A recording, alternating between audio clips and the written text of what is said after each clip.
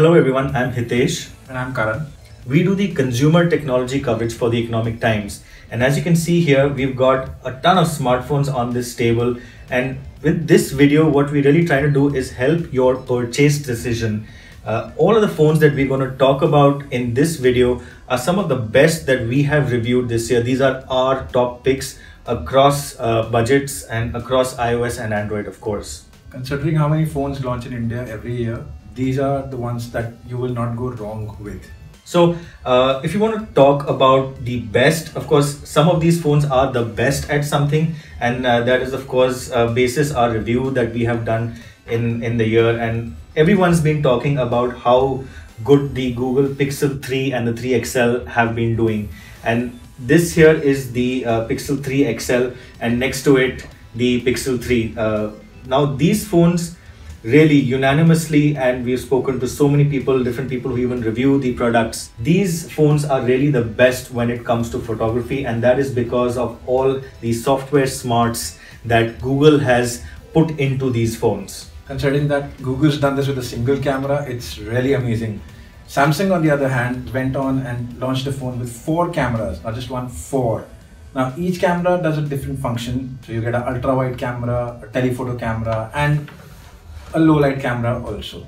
You know, the thing is that, sorry Karan, I wanted to interrupt here also because don't you think that now 2 cameras is enough? Do you really need to have so many cameras in a phone? It's really overwhelming, because some of these devices, actually most of them you can see have 2 cameras.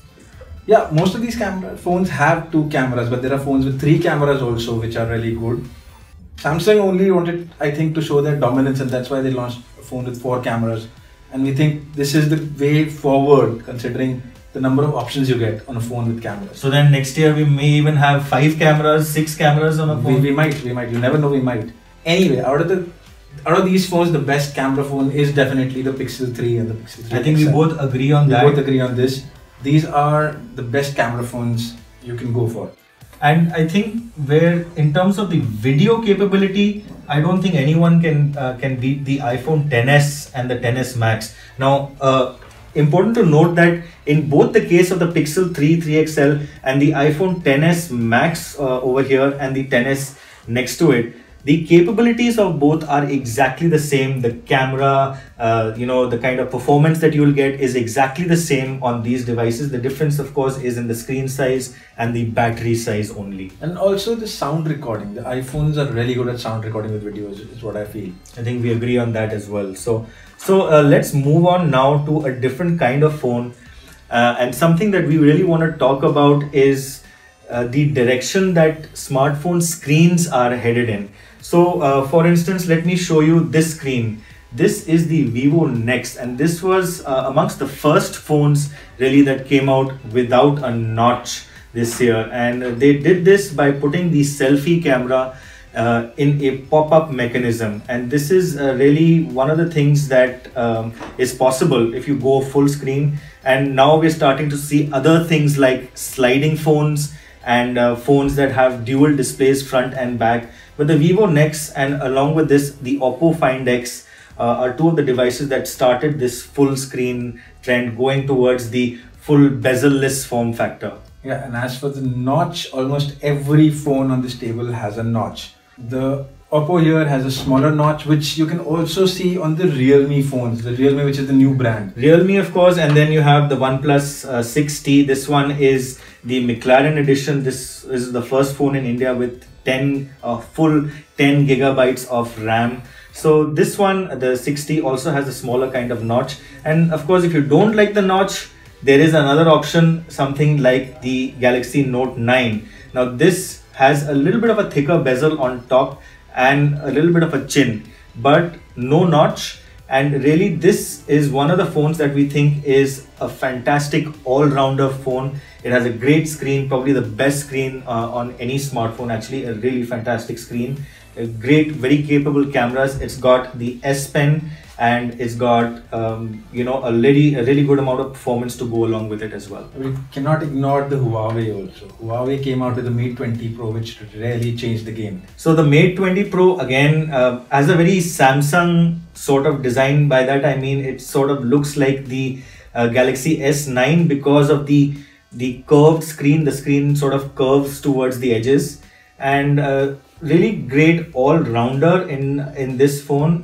Great design. There's a lot of unique features in this, such as the reverse wireless charging, which is the first for any phone. That means that you can use this phone to charge another phone that has wireless charging built in. And of course, the cameras have been fantastic in this. In particular, this has a superb macro mode that automatically switches. Of course, it's got all the AI features. So yeah, great effort from Huawei again with this Mate 20 Pro.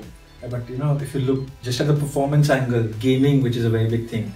Now, there are a lot of gaming phones that came out this year. The Asus ROG was one of the first ones, and then came the Nubia Red Magic. Nubia, which has been on and off in the India market, came with the Red Magic. This, although even though this runs on the 835, is one of the best phones you can buy for gaming in a mid-range. The phone just doesn't get hot.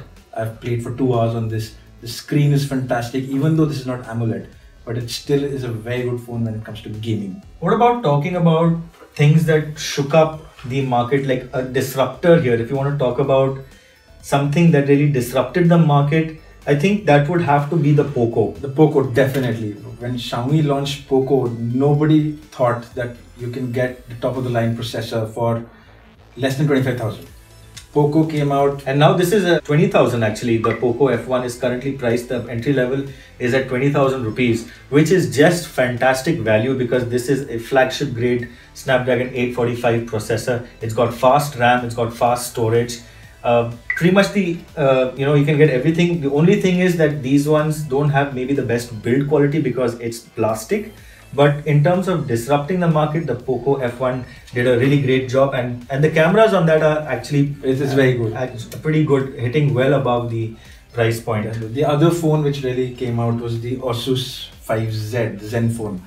Now this phone was another phone with 845, which took the competition to OnePlus when it launched at 30,000, and now it keeps going down to 25 in every sale. This phone does everything well. The design is solid, the screen is fantastic, the cameras are one of the best I've seen in this price range. And that's because OnePlus is actually inching up in the price band, right? Now this one which we have here, the box is right here, it's called Salute to Speed, you can see it right here. The McLaren edition, the price of this has gone above 50,000, which is rare, never before happened for a OnePlus device, and they were always known as the affordable flagships. There are a lot of phones that came in the mid-range that really gave you all the features which a user would want. There's the Note 5 Pro that came earlier this year, then followed by the Note 6 Pro, which really changed whatever you wanted in a 15 to 16,000 price bracket. I think these two, the Redmi Note 5 Pro, the Redmi Note 6 Pro, these have really been game changers for the smartphone industry and even for the company, for Xiaomi as a whole, simply because they are really a no-brainer category of phones. I feel that for this amount of price, for the Redmi Note 5 Pro, which is still on sale, and the Redmi Note 6 Pro, you're getting really great cameras, great screens, fantastic battery life. It's an all-metal build quality, just superb value. And this has really helped push Xiaomi into the mainstream. I think these devices, the Redmi devices. Which is where Asus is also coming with the Zenfone Max Pro M2. They came with the Pro M1 with stock Android, which really put them back in the game. The Pro M2 improves upon everything and is really a good competitor to both the Redmi Note phones, in my opinion.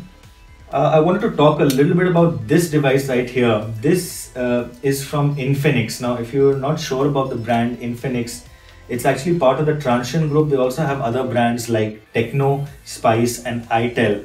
Now, Infinix started off as an online-only brand. It's available offline also in very limited numbers.